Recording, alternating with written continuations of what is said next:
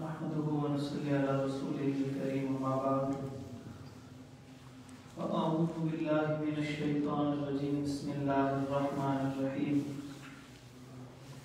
رب اشرح لي صدري رب اشرح لي صدري رب اشرح لي صدري ويسر لي أمري واحلل عقدة من لساني يفقهوا قولي اللهم تقبل منا صالح الأعمال وتجاوز عن سيئات أعمالنا. قال تبارك وتعالى في كلامه المجيد فأعوذ بالله من الشيطان الرجيم لقد كان لكم في رسول الله أسوة حسنة. البتہ تحقیق تمہارے لیے اللہ کے رسول صلی اللہ علیہ وسلم کی زندگی بہترین نمونہ ہے. حضرات محترم ناظرین کرام معززات خواتین، اللہ تبارک و تعالی نے ارشاد فرمایا لکم تمہارے لیے. اب تمہارے کے اندر اساتذہ بھی آتے ہیں، شاگرد بھی آتے ہیں، فوجی بھی آتے ہیں، سیاستدان بھی آتے ہیں، امام بھی آتے ہیں، مقتدی بھی آتے ہیں، تجارت کرنے والے بھی آتے ہیں، چھوٹے بھی آتے ہیں، بڑے بھی آتے ہیں. الغرض دنیا کا کوئی شعبہ کوئی چیز ہو، کسی مقام کے اوپر انسان ہو، اللہ فرماتے ہیں تمہارے لیے تم جس مقام کے اوپر بھی ہو تمہارے لیے اللہ کے رسول صلی اللہ علیہ وسلم کی زندگی بہترین ہو. اب سوال یہ پیدا ہوتا ہے کہ جب ہمارے لیے رسول اللہ صلی اللہ علیہ وسلم کی زندگی بہترین نمونہ ہے اور اللہ تبارک و تعالیٰ فرما رہے ہیں اس بات کو، کوئی عام کوئی انسان نہیں کہہ رہا بلکہ خالق فرما رہا ہے، تو پھر لوگ رسول اللہ صلی اللہ علیہ وآلہ وسلم کے خاکے کیوں بناتے ہیں؟ وہ رسول اللہ صلی اللہ علیہ وآلہ وسلم کے خلاف پردہ سرائی کیوں کرتے ہیں؟ جب دنیا آخرت کی کامیابی ان کے ساتھ ہے تو پھر ایسا کیوں ہوتا ہے؟ سب سے پہلے اس سوال کا جواب سمجھنے سیرت کو شروع کرنا سکتا ہے. اصل میں دنیا کے اندر جتنی زیادہ کفار کے اندر سیرت پڑھی جاتی ہے رسول اللہ صلی اللہ علیہ وسلم، اور جس کو پڑھ کر ان کے اندر وہ ایک شدت پیدا ہوئی دنیا کے سب سے عظیم انسان کے خلاف، تو کیا کبھی ہم نے سوچا کہ وہ ایسا کیوں ہوا؟ حالانکہ ان کے لیے بھی تو رسول اللہ صلی اللہ علیہ وسلم ہی کی زندگی بہترین نمونہ ہونی چاہیے تھی. تو اس کا سبب یہ ہے کہ انہوں نے جو سیرت پڑھی ہے انہوں نے کفار کی لکھی ہوئی اپنی لکھی ہوئی سیرت کو پڑھا، انہوں نے حقیقی سیرت کو سمجھا نہیں. دنیا کے اندر جو سب سے زیادہ اسلام کو سمجھنے کے لیے جو کتاب استعمال ہوتی ہے ان مشہور کتابوں میں سے ایک ہے انسائکلوپیڈیا آف اسلام. یہ انسائکلوپیڈیا ہے کہ جس کا چیف ایڈیٹر جو ہے وہ ایک غیر مسلم ہے. کیسی عجیب بات ہے، انسائکلوپیڈیا آف اسلام ہو، اسلام کے بارے میں دنیا میں سب سے زیادہ پڑھی جانے والی کتاب ہو، 3 جلدوں کے اندر ہے، اور اس کو لکھنے والا کون ہے؟ اکثر آرٹیکل کفار کے ہیں اور اس کا جو چیف ایڈیٹر ہے وہ بھی ایک نان مسلم ہے. جب غیر مسلم اس سے سیرت کو سمجھیں گے نا، اس سے اسلام کو سمجھیں گے، تو ان کو صحیح شکل نظر نہیں آئے گی اسلام کی. ان کو کیا نظر آئے گا؟ جو ان کو دکھایا جا رہا ہوگا. آپ دیکھیے کہ ہم جب واضح دیکھ سکتے ہیں ہر چیز، لیکن اگر کوئی ایک سبز رنگ کی اینک آگے لگا دی ہے تو ہمیں ہر چیز کیا نظر آئے گی؟ سبز نظر آئے گی. ایسے ہی ان کے آگے وہ اینک لگا دی گئی، ان ظالموں نے اینک وہ لگا دی جس سے ان کو نظر صحیح نہیں آ رہا. تو اس وجہ سے ہم اپنی اولادوں، اپنے بڑوں اور اپنے بچوں کو کم از کم صحیح اسلام سکھائیں، اور اسی سکھانے کے لیے نبی پاک صلی اللہ علیہ وسلم کی سیرت کا اہتمام کیا گیا. یہ ہے وہ بنیادی سبب کہ وہ اپنے آپ پر محنت کر رہے ہیں اور ہم دور ہوتے چلے جا رہے ہیں. آج ہماری اولادوں سے کوئی شخص یہ پوچھے کہ کون سی سیلیبریٹی ہے تو ہم اس کا سارے کا سارا اگلا پچھلا سارا ڈیٹا بتا دیتے ہیں. سیاستدانوں کا بتا دیتے ہیں، اپنے رشتہ داروں کا بتا دیتے ہیں، اپنا بتا دیتے ہیں. نہیں معلوم تو ہمیں رسول اللہ اللہ صلی اللہ علیہ وسلم کی شب و روز کے بارے میں 2-3 باتیں 4 باتیں معلوم ہیں. اب ہم ایک ترتیب سے انشاءاللہ اللہ کی توفیق سے سمجھنے کی کوشش کریں گے. دن کتنے ہیں؟ کل 15 دن ہے. ہم اپنے وقت کی انشاءاللہ پابندی کریں گے اللہ کی توفیق سے. تو آغاز کرتے ہیں کہ سیرت ہوتی کیا ہے، کیونکہ ہر بندے کو پتہ ہے کہ سیرت پڑھنی چاہیے، سیرت پہ عمل کرنا چاہیے. سیرت کسے کہتے ہیں؟ سب سے پہلا سوال. سیرت کہتے ہیں حالت زندگی کو. مثلا جیسے ہم چلتے ہیں یہ بھی سیرت ہے، جیسے ہم کھاتے ہیں یہ بھی سیرت ہے، جیسے ہم سفر کرتے ہیں یہ بھی سیرت ہوگی، جیسے ہم لوگوں سے ملتے ہیں یہ بھی سیرت ہوگی، جو ہم کاروبار کریں گے یہ بھی سیرت ہوگی، جیسے جہاد اور فوجی کام اپنے کر رہے ہوں گے یہ ان کی سیرت ہوگی. اسی طرح سیاستدان کوئی کام کر رہا ہوگا تو وہ اس کی سیرت ہوگی. یعنی چلنا پھرنا، کھانا پینا، اٹھنا بیٹھنا، ملنا، کاروبار کرنا، تعلیم حاصل کرنا، علم دینا، دنیا کا کوئی کام جو کچھ نبی پاک صلی اللہ علیہ وسلم نے کیا وہ سارے کا سارا سیرت کہلاتا ہے. صرف اور صرف ریاست کو چلانا سیرت نہیں ہے، صرف سونے کا ایک خاص انداز سیرت نہیں ہے، صرف اور صرف تجارت سیرت نہیں. یہ سب چیزوں اعمال اور افعال کو کیا کہتے ہیں؟ سیرت کہتے ہیں. اب سوال پیدا ہوتا ہے سیرت پڑھنی کیوں چاہیے؟ 3 اسباب ہیں. پہلا سبب ہے کہ ہماری آخرت کے اندر جس وقت مجھے اور آپ کو اللہ تبارک و تعالیٰ نے آواز دے کے بلانا ہے تو اللہ تعالیٰ فرماتے ہیں وَيَأْتِي يَوْمَ الْقِيَامَةِ فَرْدًا، کہ قیامت کے دن جو ہے اکیلے اکیلے بلایا جائے گا. 2-2 3-3 4-4 افراد کو اکٹھا نہیں بلایا جائے گا. اب وہ جب 2-2 3-3 4-4 افراد کو نہیں بلایا جائے گا، مجھے آواز آئے گی اور آئے گی محمد سالم بن سیف اللہ باہر نکل آؤ. اب وہاں پر لاکھوں بندہ نہیں ہے، کروڑوں بھی نہیں ہے، اربوں بھی نہیں ہے، وہ اس سے بھی زیادہ ہے کیونکہ اول کا آخر انسان کھڑے. اور ان میں سے جس وقت میں نکل کے سامنے آؤں گا آپ کو آپ کی آواز دی جائے گی، بچوں کو بچوں کی آواز دی جائے گی. فلاں میں فلاں نکل کے باہر آ. اب میں چلتا چلتا باہر آ رہا ہوں اور میرے ذہن میں کیا تصورات ہوں گے کہ میرے ساتھ کیا بننے والا ہے. جب میں سامنے آؤں گا تو کہا جائے گا لے کے اس کا نامہ اعمال. فرشتے آئیں گے وہ نامہ اعمال لے کر آئیں گے. اس کو کہا جائے گا کس دن پیدا ہوا بتاؤ.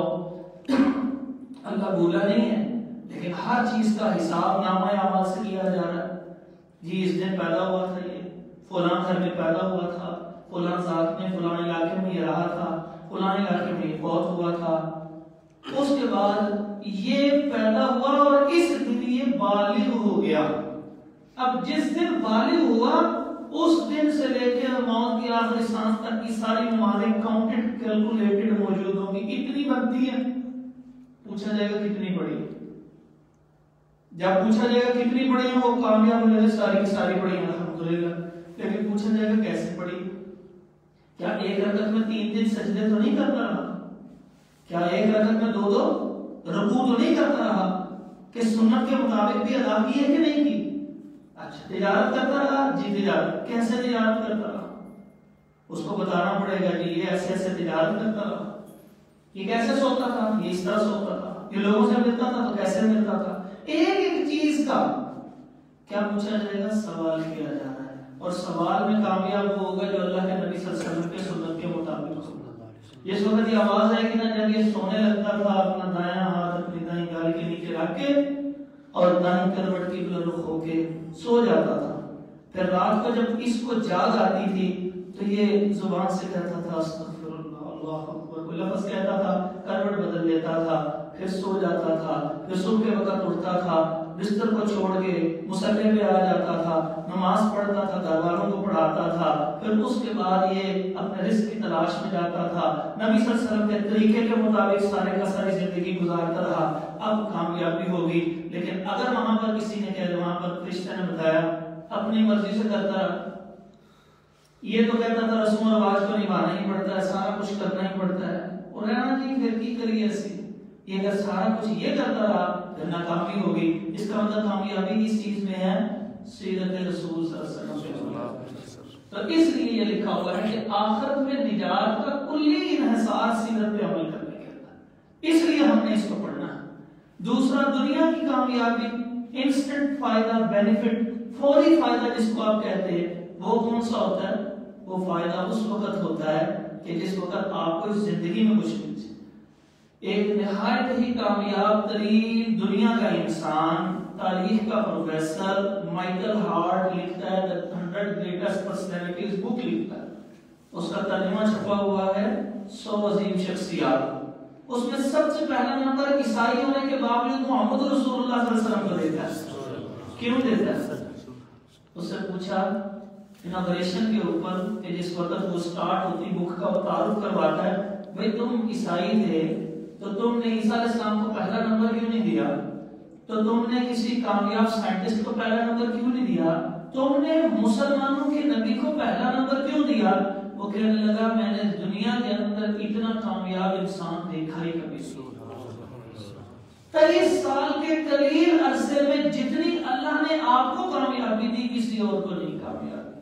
اور دوسرا سبب یہ ہے کہ جتنا آپ کے اوپر جان فدا کرنے والے آپ کے دوست اور صحابہ تھے اور کسی کے آج تک نہیں ہو سکے۔ تو اس کا مطلب یہ ہے کہ اگر آپ چاہتے ہیں کہ لوگ آپ کی عزت کریں، آپ دنیا میں بھی اسی طرح کامیاب ہو جائیں، تو پھر کیا کرنا پڑے گا؟ سیرت پڑھنی پڑے گی۔ اس لیے لکھا آخرت میں تو ہے ہی ہے، مسلمان اس بات پہ ایمان لاتے ہیں، دنیا کے اندر بھی کامیابی کا انحصار ہے ہی سیرت کے اوپر عمل کرنے میں۔ یہ دو سبب۔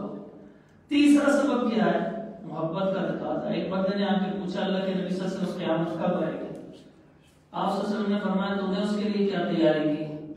کہنے لگے تیاری کیا؟ بس میں اللہ اس کے رسول سے محبت کرتا ہوں۔ آپ صلی اللہ علیہ وسلم فرمایا یہ تیری کافی ہوگی۔ حدیث کا مفہوم ہے۔ تو مطلب کیا ہوا کہ اگر ہم اللہ کے نبی پاک صلی اللہ علیہ وسلم سے محبت کرتے ہیں تو ہم ضرور کرتے ہیں، الحمدللہ کرتے ہیں، لیکن اگر محبت کرتے ہیں تو محبت کا تقاضا یہ ہے کہ ہمیں اللہ کے نبی صلی اللہ علیہ وسلم کے شمول اس کا پتہ، کیسے زندگی گزاری ہے، کیا معاملات تھے۔ اور آپ صلی اللہ علیہ وسلم کے خاندان سے آغاز کرتے ہیں۔ آپ علیہ السلام کے خاندان کے آغاز میں ہم دیکھتے ہیں حضرت ابراہیم علیہ السلام۔ ابراہیم علیہ السلام کی دعا ہے رسول اللہ صلی اللہ علیہ وسلم۔ ابراہیم علیہ السلام کے بڑے بیٹے کا کیا نام تھا؟ جناب اسماعیل علیہ السلام۔ اسماعیل علیہ السلام جو ہے اور ابراہیم علیہ السلام، انہوں نے اپنی آزمائشوں کے بعد، آزمائش کیا ہوئی؟ 86 سال کی عمر میں 86 ایئر، اس وقت اللہ تعالیٰ نے ابراہیم علیہ السلام کو اس بڑھاپے میں پہلا بیٹا اسماعیل علیہ السلام کی آزمائش۔ اس کے بعد جب بیٹا بالکل گود میں ہے حاجر علیہ السلام کی، یہ لفظ حاجرہ نہیں ہے، حاجر، ساتھ ساتھ ہم اصلاح بھی کرتے جائیں گے تھوڑی سی۔ حاجر علیہ السلام ان کی گود میں ہیں، چھوٹے سے بچے اسماعیل بڑے پیارے سے، تو وہ اللہ کا حکم آتا ہے آپ ان کو چھوڑ دیجئے۔ کس بستی میں چھوڑ دیجئے؟ وہ فلسطین کے علاقے سے، وہاں پہ ایک علاقہ ہے الخلیل۔ ابراہیم علیہ السلام کو کیا کہتے ہیں؟ خلیل اللہ کہتے ہیں نا، تو ایک شہر کا نام ہے الخلیل۔ تو الخلیل وہاں سے چلتے ہیں اور چلتے چلاتے جہاں پر آتے ہیں، چلتے جا رہے ہیں، چلتے جا رہے ہیں، چلتے جا رہے ہیں، مکہ کی وادی کے اندر آ جاتے ہیں جس کو ام القریٰ کہا جاتا ہے۔ اب آپ پچھلے زمانے میں اپنے آپ کو اصل میں لے جائیے اور تصور کیجئے کہ اس زمانے کے اندر کیا کیفیت ہوگی، نہ دائیں کوئی، نہ بائیں کوئی، نہ آگے نہ پیچھے، اکیلے تنہا۔ وہاں پہ ان کو کچھ کھانے کا سامان ان کے پاس ہے۔ تھوڑی دیر بعد ابراہیم علیہ السلام جانے لگے، حاجر علیہ السلام پوچھنے نہیں کدھر جا رہے ہیں؟ تو انہوں نے کوئی جواب نہیں دیا، صرف ایسے آسمان کی طرف اشارہ کیا۔ ان کو پتہ لگ گیا کہ اللہ کے حکم سے یہاں چھوڑ کے جا رہے ہیں، آپ کو بھی ہمارے نہیں پتہ ہے کہ ہم اپنی اس طرح چھوڑ کے جا سکیں؟ اللہ کا صحیح حکم میں موجود تو ہم کتنے کمزور لوگ ہیں۔ اللہ تبارک و تعالیٰ نے ہم لوگوں کو آزمائشوں سے بچایا ہوتا ہے، اور جو تھوڑی بہت دی ہے اللہ ہمیں اس میں پورا ہونے کی توفیق عطا فرمائے۔ وہاں پر چھوڑا اور چل پڑے۔ اب حاجر علیہ السلام کے پاس جو کچھ موجود ہے، میں یہ سمجھتا ہوں دنیا کی بہادر ترین خاتون تنہا، اب کوئی جانور آ سکتا تھا، کوئی اور آ سکتا تھا، رات کا اندھیرا اور رات بھی گزری ہوگی ان کے اوپر، کیا کیفیت ہوئی ہوگی، کیسی خوفناک کیفیت ہوئی ہوگی۔ تو بہادری کے ساتھ رہنا یہ اسلام سکھاتا ہے عورتوں کو بھی، صرف مردوں کے ساتھ بہادری کا پہلو نہیں ہے۔ تو وہاں پر چھوٹے سے بچے کو گود میں لیا ہوا اور وہیں پر موجود ہیں، کھانے کا سامان کم ہو رہا ہے اور پانی آہستہ آہستہ ختم ہو گیا۔ حاجر علیہ السلام نے اسماعیل علیہ السلام کو رکھا زمین پہ، اور میں آپ کو جگہ دکھاتا ہوں کہ کہاں پر رکھا تھا۔ اس کے بعد وہ چڑھی ایک پہاڑی کے اوپر، دیکھتے ہیں دور تک کوئی بستی نظر نہیں آ رہی، وہاں سے نیچے اترنے لگتی ہیں کہ ماں کی ممتا ہے میں جلدی سے بھاگوں۔ وہ جلدی سے تیزی سے بھاگ کے دوسرے کے اوپر چڑھی۔ وہ جو درمیان والا حصہ جہاں تیز بھاگتے ہیں نا ہلکا ہلکا، یہ وہ یاد ہے، وہ اپنی اماں جان کی یاد میں ہم بھاگتے ہیں کہ یہ ماں کی ممتا تھی. وہ چڑھی دوسری پہاڑی مروا کے اوپر, دیکھا ادھر بھی کوئی نہیں, پھر ادھر پھر ادھر. 7ویں چکر میں جب مروا پہ پہنچی بے قراری کا حال. ہماری کوئی چیز گم جائے ہم جہاں ڈھونڈ کے رکھتے ہیں, 1 منٹ بعد پھر وہاں ڈھونڈتے ہیں, پھر وہاں ڈھونڈتے ہیں, حتیٰ کہ وہ چیز مل جائے. انسان کی فطرت ہے, یہ تھی فطرت پہ ایک دفعہ پہاڑی پہ چڑھی, دوسری پہاڑی پہ چڑھی, پھر چڑھی ہوئی پہاڑی پہ پھر جا چڑھی کہ شاید میرا بیٹا تو تڑپ رہا ہے, وہ پیاس کی وجہ سے کوئی چیز مجھے نظر آ سکے. تو جس وقت وہ قریب تھی, ساتھ ہی مروا کے اوپر تھی, اللہ تبارک و تعالیٰ نے جبرائیل علیہ السلام کو بھیجا اور انہوں نے ان کے قریب ہی ایسے پر مارا. صحیح بخاری کی روایت. ہمارے یہاں کچھ چیزیں سیرت کے بارے میں غلط مشہور ہو گئی ہیں, ساتھ ساتھ ان کی بھی ہم انشاءاللہ اصلاح کرتے جائیں گے. جیسے مشہور ہے وہ رگڑ رہے تھے نا پاؤں, تو اس رگڑنے کی وجہ سے چشمہ پھوٹا, ایسی بات نہیں ہے. صحیح بخاری کی روایت ہے کہ جبرائیل علیہ السلام کو اللہ تبارک تعالیٰ نے بھیجا اور انہوں نے ساتھ پر مارا تو وہاں سے چشمہ پھوٹ پڑا. دور سے اپنی زبان میں کہنے لگی اور ٹھہر ٹھہر, رک رک رک. تو ان کی زبان میں رک رک کہتے تھے, زم زم زم کہتے تھے رک, پھر زم رک. اس وجہ سے اس کا نام پڑ گیا پانی رک رک, یعنی پانی زمزم. جب لفظ زمزم کہیں گے اللہ تبارک و تعالیٰ کی وہ ماں کی ممتا اور محبت کے اوپر جو ہے وہ ایک صریح دلیل ملے گی کہ زمزم ماں کی محبت کی وجہ سے نکلا تھا.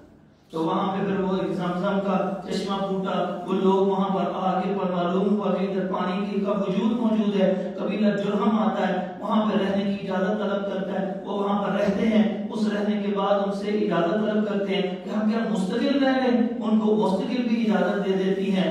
اور یہیں پر اسماعیل علیہ السلام بڑے ہوتے ہیں. جب بڑے ہونے لگے اس قابل ہوئے کہ جیسے کوئی 12-13 سال کا بچہ ہوتا ہے, وہ اپنے باپ کے کاموں میں ہاتھ بٹاتا ہے. اللہ تعالیٰ فرماتے ہیں اس وقت میں ابراہیم علیہ السلام دوبارہ آتے ہیں اور اس وقت آتے ہیں اسماعیل علیہ السلام کے پاس رہتے ہیں. پھر کہتے ہیں کہ میں نے خواب میں دیکھا کہ میں آپ کو ذبح کر رہا ہوں, آپ کیا کہتے ہیں؟ وہ کہنے لگے ابا جان آپ کو جو اللہ نے حکم دیا کر لیجئے. ابراہیم علیہ السلام وہاں نہیں رہتے تھے. کن کے پاس رہتے تھے؟ وہ اپنی والدہ ہاجر علیہ السلام. تو یہ ماں کی ذمہ داری تھی کہ اس عرصے کے اندر اس بچے کی تربیت ماں کی ذمہ داری ہوتی ہے. باپ کی ذمہ داری بھی ہوتی ہے لیکن بنیادی طور پہ ماں کی ذمہ داری ہے. تو وہاں پہ ان کی اتنی اچھی انہوں نے تربیت کی کہ وہ کہنے لگے ابا جان جو چاہتے ہیں کریں, اور اللہ تعالیٰ نے آپ کو حکم دیا. وہ ساری آزمائشیں گزرتی جاتی ہیں. اور اس کے بعد وہ ایک وقت آتا ہے جس وقت وہ جوان ہو جاتے ہیں. پھر اس وقت ابراہیم علیہ السلام اور اسماعیل علیہ السلام مل کے خانہ کعبہ تعمیر کرتے ہیں. یہ وہی علاقہ بنے گا جہاں سے اللہ نے اپنے پاک پیغمبر سرکار دو عالم صلی اللہ علیہ وسلم کو بھیجا. تو وہ خانہ کعبہ کی تعمیر ہوتی ہے. اور جب خانہ کعبہ کی تعمیر ہوتی ہے تو آپ کا کیا خیال ہے کہ اس خانہ کعبہ کے ارد گرد توحید ہوگی کہ بت پرستی ہوگی؟ کیوں جی ساتھ ساتھ بتاتے جائیے. توحید ہوگی نا اللہ کے فضل سے. توحید ہی توحید ہے. وہیں سے تو اس گھرانے سے تو توحید ٹوٹی ہے. تو اس گھرانے سے وہ توحید ٹوٹی ہے. کبھی آپ نے سوچا کہ ابراہیم علیہ السلام کے بعد اسماعیل علیہ السلام اور اسماعیل علیہ السلام کے بعد ان کا خاندان وہاں رہا ہوگا, بت پرستی کیسے ہے؟ کبھی آپ نے سوچا نہیں ہوگا. بت پرستی تو آئی نا وہاں پہ. جب نبی پاک صلی اللہ علیہ وسلم آئے ہیں تو بت پرستی تھی نا وہاں پر. تو آپ صلی اللہ علیہ وسلم تقریباً 3000 سال بعد وہاں پر آئے. 3000 اندازے سے ایک اندازے 2300 سال بعد عیسیٰ علیہ السلام اور اس کے 600 سال پونے 600 سال بعد حضرت محمد رسول اللہ صلی اللہ علیہ وسلم. تو اندازہ ہو گیا نا 3000 سال. تو 3000 سال میں وہ کیا واقعہ پیش آیا کہ پورا علاقہ ہی بتوں سے بھر گیا. پورے کا پورا عرب جہاں توحید تھی, جو ابراہیم علیہ السلام کا لگایا ہوا پودا تھا, وہاں شرک ہو نہیں سکتا تھا. وہ تو اپنے باپ کے ساتھ کہنے لگ پڑے تھے کہ یہاں پر وہ جو بت تھے ان کو توڑ دیا تھا تو ان کی اولاد کیا کرتے ہوگی؟ وہ تو توحید کا پرچار کرتے تھے, وہ تو نسل توحید والی تھی. تو یہاں پر ایک بندہ تھا. یہ سوال یہاں پہ کیا لکھا ہوا ہے, مکہ میں بت پرستی کیسے شروع ہوئی, کہ جس کو ختم کرنے کے لیے رسول اللہ صلی اللہ علیہ وسلم. ہم سوالات کے ساتھ سوالات جوڑیں گے تاکہ ہمیں ساری چیزیں یاد رہ جائیں, تاکہ وہ ایک گہنوس پہ چیز آ جائے. پھر آئندہ سے کسی لمحے میں کوئی سیرت پہ اعتراض کرنے والا کرے, ہم اس کو محبت سے سیرت کے مطابق آپ صلی اللہ علیہ وسلم کے اصل باتیں انشاءاللہ ہماری ذمہ داری ہے بتانے کی. اس کے بعد یہ وہ شخص تھا عمر بن لحی. عمر بن لحی, آپ یہ دیکھ رہے ہیں یہ واو نہیں پڑھا جاتا جیسے انگلش میں تو نالج نہیں پڑھا جاتا کہ یہ سائلنٹ ہو جاتا ہے اور اس کو کیا پڑھتے ہیں نالج. ایسے ہی یہ عمرو نہیں ہے, یہ امر ہے اور یہ واو کی وجہ سے یہاں پر زبر لگ جائے گی اور واو سائلنٹ ہوگا تو عمر بن لحی. تو عمر بن لحی یہ لوگ 4 جگہوں پہ امپورٹ ایکسپورٹ کرتے تھے, اوپر بھی, ادھر بھی اور نیچے بھی. نیچے یمن تھا ان کے, اور اس رخ جو ہے وہ حبشہ کا علاقہ ہے, وہ آ رہا ہے, آپ کو دکھاتا ہوں یہاں پر. اور یہ اس رخ جو ہے وہ دائیں طرف کو چلے جائیں تو یہ فارس کا یعنی ایران اور عراق والی سائڈ, اور اوپر والی چلی طرف چلے جائیں تو وہ شام کا علاقہ تھا. یہ 4 اطراف میں امپورٹ ایکسپورٹ کی جاتی تھی. تو یہ گیا شام کے علاقے میں, اس علاقے میں بت پرستی شروع ہو چکی ہوئی تھی. اس علاقے میں جا کے دیکھتا ہے لوگ اپنی مناجات کے لیے بتوں کے سامنے جھکے ہوئے, وہاں سے 2-4 بت پکڑتا ہے, یہاں لے کے آتا ہے. لوگ کہتے ہیں یہ کیا لے کے آئے؟ تو کہتے ہیں اصل میں ہم بڑے گناہگار ہیں, اللہ تعالیٰ اس کی سن لے گا, اس کو کہتے ہیں, تو اس کو کہیں گے تو ہمارا کام بھی ہو جائے گا. انہوں نے کہا چلا کے دیکھ لو. ایک رکھا, دوسرا رکھا, تیسرا رکھا, ہر بندے نے اپنے نیک کا بت بنانا شروع کیا. تو جتنے علاقے تھے ان علاقوں میں اپنے اپنے بت ہو گئے. عرب لوگ بڑے سمجھدار تھے, وہ جو اس علاقے کے تھے نا, انہوں نے کہا تجارت کیسے بڑھے گی, ہر ایک نے تو اپنا بت رکھ لیا ہے. تو انہوں نے کہا ایک بت وہ اپنے پاس رکھو اور اس کی ایک کاپی بنا کے خانہ کعبہ کے اندر لگا دیتے ہیں. یہ اس طرح 360 بتوں کا تصور اس طرح خانہ کعبہ کے اندر ہے. آپ نے سنا نا 360 بت لگے ہوئے تھے. وہ کیسے تھے؟ وہ ایسے تھے. یہ نہیں ہے کہ یہ بھی غلط بات مشہور ہوئی ہے کہ ہر روز ایک نئے بت کی پوجا کرتے تھے, وہ ایسے نہیں ہے. ہر ایک کے علاقے کا بت ایک ان کے علاقے میں پڑا ہوا اور ایک کو یہاں انہوں نے لا کے رکھ دیا. اب یہ بتوں کی کیفیت کے ساتھ ہی چلے جا رہے ہیں کہ ایک وقت میں ایک قوم نے اس علاقے میں حملہ کر دیا. جب ان کو معلوم ہوا یہ حملہ کرنے آ رہے ہیں, ان لوگوں نے کیا کیا, مکے والوں کو جو زمزم کا کنواں تھا نا, زمزم کے کنویں کے اوپر لوہے کی ایک بہت بڑی سی اوپر ڈھکن دیا اور سونا جتنا تم کے پاس موجود تھا اس کو 2 ہرنوں کی شکل دے کے پگھلا کے اور اس کو وہاں پہ اس کے اوپر رکھ دیا. یعنی یوں سمجھیے کہ اگر یہاں پر وہ جو ہے کنواں ہے, اس کے اوپر ڈھکن دے دیا, نیچے گہرائی میں اس کے اوپر سونا لگا دیا, اس کے اوپر پھر ایک ڈھکن دیا اور پھر اوپر مٹی لگا دی. اور ویسے مٹی لگائی کہ دور سے آنے والوں کو معلوم بھی نہ ہو کہ یہاں پر کنواں تھا.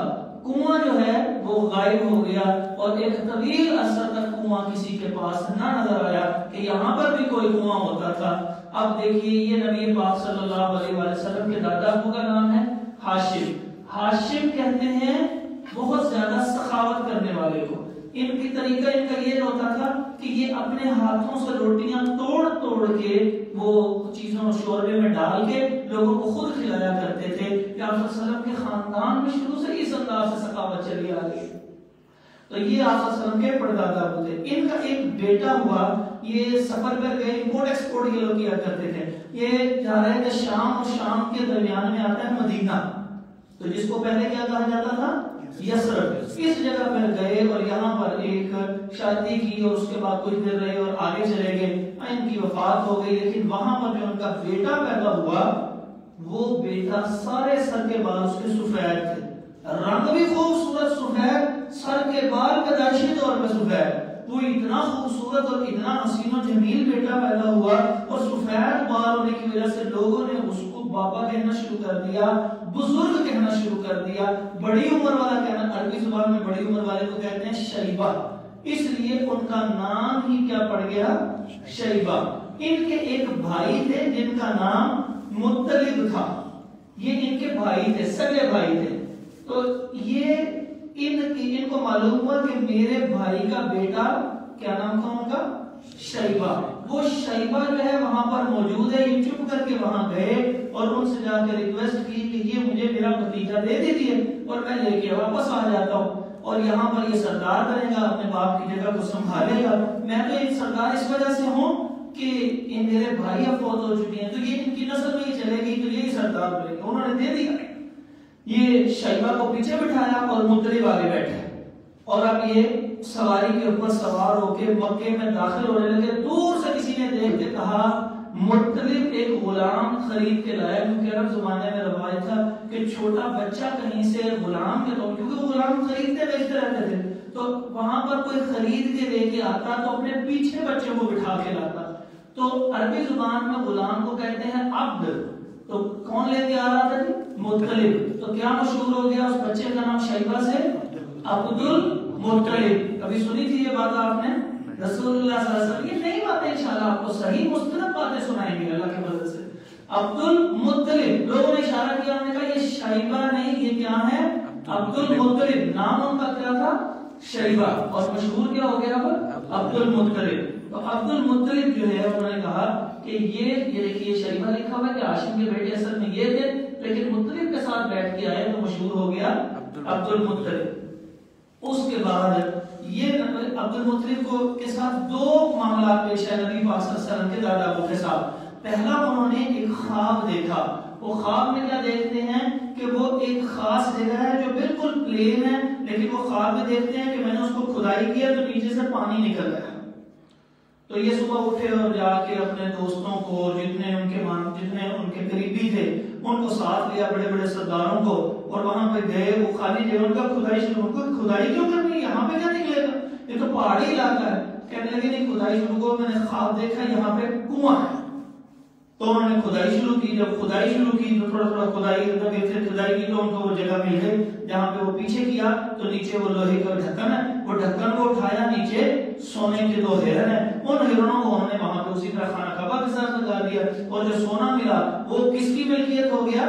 جناب عبد المطلب کی ملکیت ہو گیا. اس طرح ان کے خاندان میں پیسہ آ گیا, اور اس سے بہت سارے اونٹ خرید لیے گئے, بہت سارے اونٹ ان کے پاس آ گئے. اور اس کے بعد جب اس کو کھدائی نیچے سے دیکھا تو نیچے ایک اور ڈھکن تھا, اس کو اٹھایا تو وہ نیچے زمزم تھا. اور اب زمزم پہ ملکیت کس کی ہو گئی؟ جناب عبد المطلب کی. اچھا, اب اس کے بعد ہوا یہ کہ دوسرا واقعہ یہ پیش آتا ہے. یہ وہ زمزم کا کنواں آپ دیکھ لیں.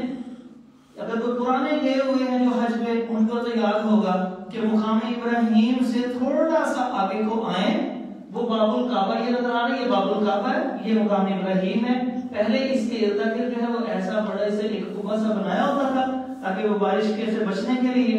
اس کے بعد اسی طرف سے تھوڑا سا آگے ہے, یہ نیچے وہ زمزم کا ہے, اور یہ اس کے نیچے ایسے روان بنی ہوئی ہے. یہاں سے اتر کے نیچے جاتے تھے, لیکن اب انہوں نے اس کے اوپر پھر لینٹر کر دیا اس وجہ سے کہ اصول یہ تھا کہ جس وقت طواف کر لیتے تھے, طواف کرنے کے بعد وہاں پہ 2 رکعت نماز ادا کرنی مقام ابراہیم پہ. پھر اس کے بعد نبی پاک صلی اللہ علیہ وسلم کی سنت یہ ہے کہ وہ ایسے چلو پکڑ دے اور سر میں 3 چلو پانی ڈالنا اور پھر پانی پینا. لوگوں نے کیا کرنا شروع کر دیا, بھر بھر کے چیزیں اوپر ڈالنے شروع کر. ایک تو وہ گیلے ہو جاتے ہیں, وہاں پہ کیچڑ ہونا, اور عورتوں نے بھی اوپر اپنے جب پانی ڈالنا شروع کر دیا تو حکومت نے دیکھا کہ یہاں پہ بدگی ہو رہی ہے. تو اس وجہ سے انہوں نے, اب جب آپ لوگوں میں سے کوئی گیا ہوگا تو یہاں پہ کوئی چیز آپ کو نظر نہیں آتی, تو نیچے سے انہوں نے وہاں پہ ساری ڈرین کر کے تو وہاں پر ایک اور دوسری طرف مروہ والی طرف کو لے کے گئے, اور وہاں پر انہوں نے بہت بڑا ایک گھر سا بنایا ہوا ہے. وہاں سے وہ نکالتے ہیں, وہیں سے پیکنگ ہوتی ہے, اور وہیں سے ہر جگہ کے اوپر سپلائی کیا جاتا ہے. تو یہ پھر اسی طرح اوپر سے بند ہو گیا, نیچے سے آج بھی اسی طرح جاری و ساری ہے. دوسری بات یہ ہوئی کہ ان کے پاس اونٹ آگے میں نے آپ کو بتایا امیر ہو گئے, تو ان کے 200 اونٹ تھے. قریب ہی ایک علاقہ تھا, یہ دیکھیے یہاں پر ہم نے حملہ لکھا ہوا ہے, یہاں پہ حرم ہے, اور حرم سے تھوڑا سا نیچے آئے تو یہ مینا کا ایک علاقہ ہے, اور مینا سے تھوڑا سا نیچے آئے تو یہ مزدلفہ ہے, اور پھر یہ عرفات ادھر کو آتا ہے. تو یہ حج جنہوں نے کیا وہ تھوڑی سی یاد کرا تو اللہ تعالیٰ آپ کو یاد لیا, جب آئے گا آپ کی اور دعائیں نکلیں گے, اللہ تعالیٰ آپ کو ہر سال یہاں پہ جانے کی توفیق عطا فرمائے. اچھا, یہاں پر مینا میں ان کے وہ 200 اونٹ ہیں, یہ سارے خیمے جگہ بنی ہوئی اس لیے وائٹ وائٹ نظر آ رہا ہے. یہاں پہ صرف کھلا میدان ہوتا تھا, یہاں پہ وہ 200 اونٹ چڑھ رہے تھے. تو ہوا یہ کہ ایک شخص تھا ابرہا, صنعاء کے علاقے میں, وہ یمن والی طرف میں, اس نے دیکھا کہ خانہ کعبہ کی وجہ سے لوگ وہاں پر آتے ہیں تو یہاں بزنس بہت چل رہا ہے. تو اس نے دیکھا کہ میرے علاقے میں بھی بزنس چلے. بزنس چلانے کے لیے اس نے کیا کیا, اس نے یہ کیا کہ اپنے علاقے میں ایک خاص جگہ گول سی لے کے اس کے اوپر ایک کلیسا اور گرجا تعمیر کر دیا. آپ نے یہاں پہ گرجا کا دیکھا ہوگا نا قریب, تو اس انداز سے گرجا اس نے تعمیر کر دیا اور لوگوں کو حکم دیا کہ تم یہاں پر آ کے عبادت کیا کرو. سب علاقے والوں کو کہا. اب کیا ہوا کہ بنو خزاعہ جو مکے کے قریب رہائشی تھے, ان میں سے ایک بندے کو غصہ چڑھا, وہ ادھر گیا اور اس نے وہاں پر گندگی کر دی, پیشاب کر. اس کو چاہیے تو یہ تھا دلواتا اور اپنی عبادت جو کر رہا تھا اگر وہ کرتا رہتا تو کام تو چل رہا تھا اس کا, لیکن اللہ کو کچھ اور منظور تھا. اب اس کو اتنا زیادہ غصہ آیا، اس نے کہا تم نے میرے بنائے ہوئے گھر کا یہ حال کیا ہے تو میں تمہارے بیت اللہ کو توڑ دوں گا نا۔ اس نے وہاں سے اپنی فوج کو لیا، اس کے بالکل ساتھ ہی وہ سمندر ہے، اور سمندر کا تھوڑا سا حصہ پار کرے تو افریقہ ہے، افریقہ سے وہاں پر چھوٹے ہاتھیوں کے بچے اس نے اپنے پاس رکھے ہوئے تھے منگوا کے، وہ 50 کے قریب تھے جو وہیں پہ پلے بڑے اور جوان ہاتھی بنے ہوئے تھے۔ وہاں سے اس نے ہاتھیوں کو 50 ہاتھیوں کو بھی ساتھ لیا، فوج کے اوپر اپنا بھی لنڈاولش کر لیا، وہ سارے کے سارے آئے اور اس جگہ کے اوپر آ کے یہ وادی محصر یعنی مینا سے جہاں پہ ان کے اونٹ چلتے تھے، اس جگہ پہ آ کے وہ ٹھہر گئے۔ اور جب وہاں پہ آ کے ٹھہرے تو انہوں نے وہ 200 اونٹ پکڑ لیا۔ اب میں نے آپ کو بتایا نبی پاک صلی اللہ علیہ وسلم کے دادا وہ کتنے خوبصورت تھے، بتایا نا پہلے۔ تو اب وہ 200 اونٹ جب ان کے پکڑے گئے نا تو ان اپنے اونٹوں کے لیے جناب شیبہ، جن کا دوسرا نام کیا ہے عبد المطلب، وہ آ گئے۔ اس بادشاہ کا نام تھا ابرہہ، اس کے پاس آگے کہنے لگے کہ میرے اونٹ دو۔ ہوا یہ کہ جب ان کے پاس آئے نا تو یہ ان کو دور سے دیکھے نا گھبرا گیا، اتنا خوبصورت بات، تو اتنے وجیح اور اتنا زیادہ روبدار شخصیت تھی، یہ گھبرا گیا۔ اپنے تخت پہ جہاں بیٹھا ہوا تھا نا، وہ وادی محصر میں آپ کو بتا رہا ہوں یہاں پر لگا ہوا ہے، یہاں پر بیٹھا ہوا ہے، تو وہ نا نیچے اتر کے اس نے اشارہ کیا، جلدی سے قالین بچھایا گیا، کیونکہ ان کے ہر روایت ہے اگر اپنے ساتھ تخت پر بٹھا دیا تو پھر حملہ نہیں کرتا، تو اس نے حملہ تو کرنا تھا۔ وہ اتر کے وہاں بیٹھ گیا اور وہ چپ کر کے بیٹھ گیا کہ یہ کیا بات کرنے والے ہیں۔ تو جب انہوں نے کہا نا کہ بات یہ ہے کہ وہ 200 اونٹ میرے آپ نے پکڑ لیے، وہ مجھے دے دیجیے، وہ غصے میں آ گیا، کہنے لگا میں تو آپ کے گاہ جلال کی وجہ سے خاموش ہو گیا تھا، میں نے سمجھا یہ مجھے آگے کہیں گے یہاں سے واپس چلے جاؤ ورنہ آپ تمہیں زندہ نہیں چھوڑیں گے، کوئی لڑائی کی بات کر لگے گا، تو میں تو یہ سوچ رہا تھا تو آپ لڑائی کی بات، آپ ہمیں 200 اونٹ مانگ رہے ہیں، آپ کے بیت اللہ کو توڑنے کے لیے آئے ہونا اس پہ۔ تو وہ کہنے لگے یہ میرے اونٹ ہیں، وہ اللہ کا گھر ہے، اللہ اس کی خود حفاظت فرمائے گا۔ جب اونٹوں کی کیا کرنے کی بات، اس نے اپنے لشکر کا حکم دیا چلو حملہ کریں۔ اب یہاں سے عبد المطلب اپنے دوستوں ان کے ساتھ آیا تو ان کو لے کے پیچھے باہر میں نکلے، وہ پہاڑیوں کے اوپر چڑھ گئے۔ اللہ تبارک و تعالیٰ نے اس لشکر کے چلنے سے پہلے ہی اس علاقے کے اندر ایسی سنگریزی کروائی ان پرندوں کے ذریعے۔ یہ ابابیل نامی پرندہ نہیں ہوتا، ابابیل کہتے ہیں جھنڈ کو، بہت زیادہ پرندے اکٹھے اڑ رہے ہیں تو اس کو ابابیل کہتے ہیں۔ ہمارے آپ نے دیکھو اگر نیٹ پہ تصویریں بھی آتی ہیں ابابیل کی، وہ ابابیل کیا ہوتا ہے؟ ابابیل کہتے ہیں جھنڈ، بہت سارے پرندے۔ وہ کون سے پرندے؟ اللہ بہتر جانتا ہے وہ کون سے پرندے تھے۔ وہ پرندے آئے چونچ اور پنجوں کے اندر انہوں نے اٹھائے اور ویسے پھینکے، اور وہ اس زور سے لگتے ہاتھی ادھر کو بھاگتا ہے، وہ اونٹ کو ٹکر مار رہا ہے، اونٹ اس کو ٹکر مار رہا ہے، وہ اپنے سوار کو نیچے گراتا ہے، وہ اپنا سوار پیر سے اس کو پھر دے دیتا ہے پکڑ کے، اور وہ برا حال ہے پورے لشکر میں۔ اور اللہ کا عذاب ایسا آیا، اللہ فرماتے ہیں وہ کھایا ہوا بھس، جب آپ کسی چیز کو کھاتے ہیں تو چبا ڈالتے ہیں نا، بالکل ایسے ہی ان ہاتھیوں کے پیروں کے نیچے اس انداز سے وہ آئے کہ جیسے کوئی چیز چبا ڈالی گئی ہو۔ یہ اللہ نے فرمایا کہ وہ حالت ہو گئی جیسے کھایا ہوا گھس ہو جاتا ہے، وہ تباہ ہو گئے۔ پورے علاقے میں 2 باتوں کی وجہ سے یہ علاقہ مشہور ہو گیا، ایک زمزم کا کنواں دوبارہ نکلا، اور دوسرا کیا ہوا جی ہاتھیوں والا معاملہ پورے علاقے کے اندر مشہور ہو گیا، ایک علاقے کا سربراہ مر چکا۔ اس وجہ سے جب اس علاقے کے قریب سے گزرتے ہیں تو آپ کے بائیں طرف وادی محصر آئے گی۔ جب ہم عرفات سے انشاءاللہ حج کرنے والے لوگ مینا کی طرف واپس کو آ رہے ہیں تو ادھر سے اتنا سا حصہ ہے تھوڑا سا وادی کا، آپ دیکھ رہے ہیں وائٹ وائٹ یہاں تک ختم ہو جاتا ہے اور یہاں سے پھر دوبارہ شروع ہوتا ہے۔ یہ اس وجہ سے ہے کہ اس علاقے میں کوئی خیمہ نہیں ہے، کیونکہ اس علاقے سے جب گزرنا ہے تو تیز گزرنے کا حکم ہے، اس وجہ سے یہاں پر کوئی چیز نہیں لگائی اور جلدی سے یہاں سے گزر جائے، اور یہاں پہ ایسے گزرے کہ رونے والی شکل ہو، اللہ کے عذاب کو یاد کرتے ہوئے یا اللہ تو ہمیں عذاب سے بچا کے رکھنا۔ تو یہ کیفیت، اور وہ جو اس نے بنایا ہوا تھا اپنا کلیسا جو میں نے آپ کو بتایا، اللہ کا گھر تو آباد ہے، اس کا گھر بھی دیکھ لیتا، یہ وہ جگہ ہے، یہ کیا حال ہوگا اس کا؟ یہ اللہ کے گھر کے مقابلے میں بنائی ہوئی چیز کا یہ حال ہوتا ہے، ایسا لگتا ہے جیسے کوئی کنواں بنا ہوگا، تو یہ حال ہوتا ہے۔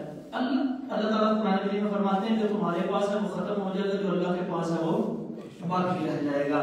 تو وہ خانہ کعبہ کرتی دنیا تک قائم رہے گا. پھر اس کے مقابلے میں آئیں گے اللہ کا نظام ہے فبرہ اللہ, نبیوں پہ الزام لگائیں گے اللہ نبیوں کو پاک کر دے گا. خانہ کعبہ کو ڈھانے کی کوشش کرو گے اللہ تعالیٰ تمہارا نام و نشان ختم کر دے گا. اس کے بعد اللہ رب العزت نے عبد المطلب کو ایک بیٹے عطا کیے جن کا نام عبداللہ تھا. یہ آپ صلی اللہ علیہ وسلم کے والد صاحب تھے. آپ صلی اللہ علیہ وسلم کی والدہ, آپ صلی اللہ علیہ وسلم کی والدہ آمنہ یعنی عبداللہ کی شادی جو ہے والدہ آمنہ سے ہوئی. اور اس کے بعد اللہ تعالیٰ نے ان کو محمد رسول اللہ صلی اللہ علیہ وسلم فرما دیے.